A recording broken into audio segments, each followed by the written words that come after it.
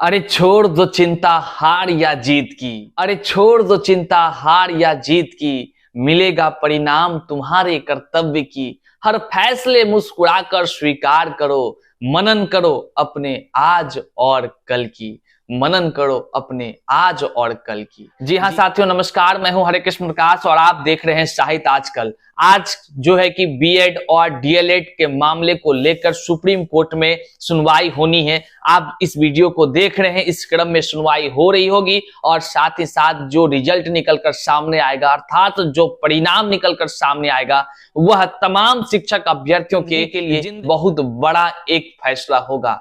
साथियों, बिहार सरकार एसएलपी दायर की और एसएलपी की आज सुनवाई हो रही है। जी हाँ साथियों, इसको लेकर के तमाम शिक्षक अभ्यर्थी व्याकुल हैं, चिंतित हैं। डीएलएड वाले एक तरफ तो बीएड वाले एक तरफ, दोनों की भविष्य जो है अब आज सुप्रीम कोर्ट के जजमेंट पर निर्भर करता है कि कक्षा 1 से 5 में आखिर किसकी बहाली होगी, आखिर किसका परिणाम निकलकर सामने आएगा। वहीं मैं आपको एक बात बता दूं कि बिहार में शिक्षक नियुक्ति की प्रक्रिया जो टीआरई 1 बीपीएससी के माध्यम से लिया गया, उसकी प्रक्रिया प्रारंभ हो चुकी है।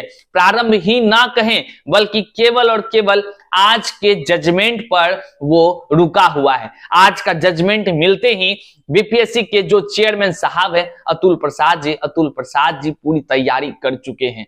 वे ही नहीं बल्कि शिक्षा विभाग भी पूरी तैयारी कर चुके हैं कि जैसे सुप्रीम कोर्ट का जजमेंट निकलकर सामने आता है, वैसे जो है अगले ही दिन जो है बीपीएससी टीआरई, हाल में ही उनको बीपीएससी टीआरई का रिजल्ट देना है। रिजल्ट देने के 4 से 5 दिन के अंदर जो है कि नियुक्ति पत्र प्रदान करना है। लेकिन तमाम शिक्षक अभ्यर्थी लगातार उनके मनों में कोलाहल का विषय रहा और वे सभी परेशान रहे और आज तो दिल धड़क रहा है बस और बस जजमेंट के लिए। यहाँ पर दो चीजें निकलकर सामने आ सकती है, या तो डीएलएड वाले अभ्यर्थी तो 100% पहले से विजयी हैं। कहने का मतलब है डीएलएड वाले अभ्यर्थी का मामला तो कहीं ज्यादा है ही नहीं, वो तो पहले से एलिजिबल हैं ही। बात एलिजिबल की जो अटकी पड़ी हुई है वो है बीएड वाले शिक्षक अभ्यर्थी। तो हार या जीत बीएड वाले शिक्षक अभ्यर्थियों की होनी है, डीएलएड वाले तो उसमें रहेंगे। हाँ, डीएलएड वाले केवल चिंतित इसलिए भी हैं क्योंकि वो चाहते हैं कि केवल उसकी बहाली जो है कि बड़ी संख्या की जो बहाली होनी है कक्षा 1 से 5 में केवल डीएलएड वाले शिक्षक अभ्यर्थी का हो, ऐसा डीएलएड वालों का चाहना है। इसलिए वो चिंतित हैं और वो सोच रहे हैं कि कहीं सुप्रीम कोर्ट जो है कि बीएड के पक्ष में ना फैसला सुना दे। बहरहाल ये देखने का विषय है और जो भी निकल कर आएगा, एक बात पुनः मैं आपको बोलना चाहता हूं कि इस बात से आप समझिएगा कि कोई किसी पर टिका टिप्पणी मत कीजिएगा।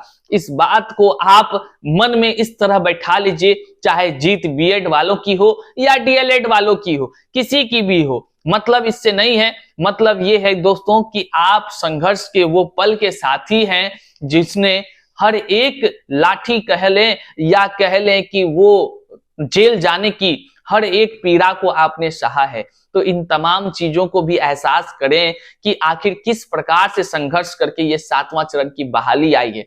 भले सुप्रीम कोर्ट का जजमेंट ने तमाम शिक्षक अभ्यर्थियों के बीच भेदभाव उत्पन्न कर दिया, या कह लें भेदभाव सुप्रीम कोर्ट के जजमेंट से अभ्यर्थियों के बीच हुआ है। हालांकि जो है कि इसमें तमाम शिक्षक अभ्यर्थियों का कोई दोष पहले नहीं था। वे सभी जो है कि जो गजट था, एनसीटी के गाइडलाइंस थे, उसी के अनुरूप सबने काम किया था।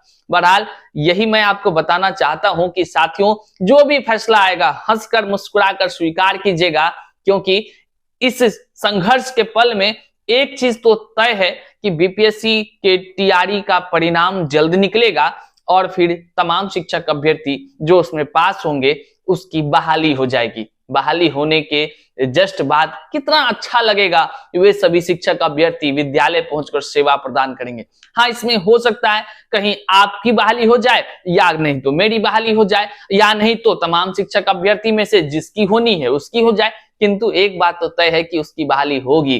साथियों, मैं आपको एक याद दिला देना चाहता हूं कि अभी आप तस्वीर पर देख रहे होंगे कि वो संघर्ष का पल जबकि आप सभी 2019 से लगातार गर्दनी बाग के उस धरना स्थल केंद्र पर जाकर धरना देते रहे, लगातार वहां पर जाकर खून पसीना एक करते रहे कि बहाली आ जाए।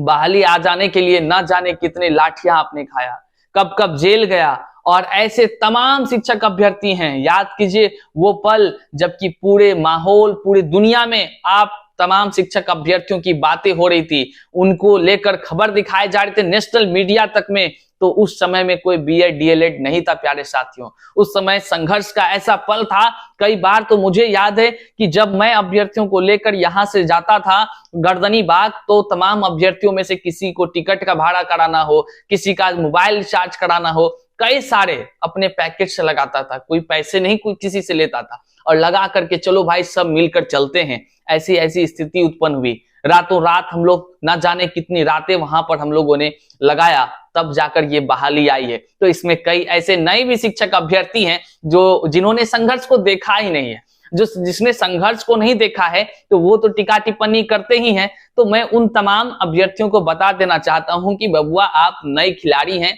आपने नहीं झेला है उन दर्द को, आपने नहीं सहा है उन पीड़ाओं को जो कि तमाम शिक्षक अभ्यर्थियों ने सहा है, जो अनुभवी हैं, 2019 से 7वां चरण की बहाली के लिए लगातार संघर्ष किए हैं, लाठियां खाए हैं, खून बहाए हैं। अनिसुर रहमान याद होगा, यदि आप एक बार सर्च मार लीजिएगा तो पता चल जाएगा कि अनिसुर रहमान क्या हुआ था उनके साथ, क्या हुआ था हमारे और तमाम शिक्षक अभ्यर्थियों के साथ, किस तरह रोड पर वो पड़े थे, फेंके जा रहे थे, जेल भरे जा रहे थे, तब जाकर आज बहाली निकलकर सामने आई है और नियुक्ति पत्र देने की तैयारी की जा रही है। तो साथियों संघर्ष बड़ा और सबने किया, कोई भेदभाव वहां नहीं किया कि हाँ डीएलएड वाले हैं या बीएड वाले हैं। तो कुल मिलाकर एक बात हाथ जोड़कर आपसे बस यही कहना चाहेंगे कि साथियों आप जो है कि चिंता मत कीजिए इस बात का कि कौन हारा कौन जीता, चिंता केवल इस बात का कीजिए कि आपने क्या किया था और आपके क्या करने का परिणाम आज यहां तक मिला है, और इस परिणाम के आखिरी जिम्मेदार कौन है, इस बात का चिंता करें, किसी पर टिक्का टिप्पणी ना करें। और साथ ही साथ जो विजयी होंगे अच्छी बात है, उनको अभी ही मैं बधाई दे देता हूं। और इस वीडियो को आप अपने साथियों तक अवश्य साझा कर दीजिएगा, क्योंकि पुनः एक बार कहना चाहूंगा, अरे छोड़ दो चिंता हार या जीत की, मिलेगा परिणाम तुम्हारे कर्तव्य की, हर फैसले मुस्कुराकर स्वीकार करो, मनन करो अपने आज और कल की, मनन करो अपने आज और कल की। तमाम साथियों तक इस वीडियो को साझा कर दीजिए। मिलते हैं फिर से पुनः एक नई जानकारी के साथ, तब तक के लिए जय हिंद साथियों।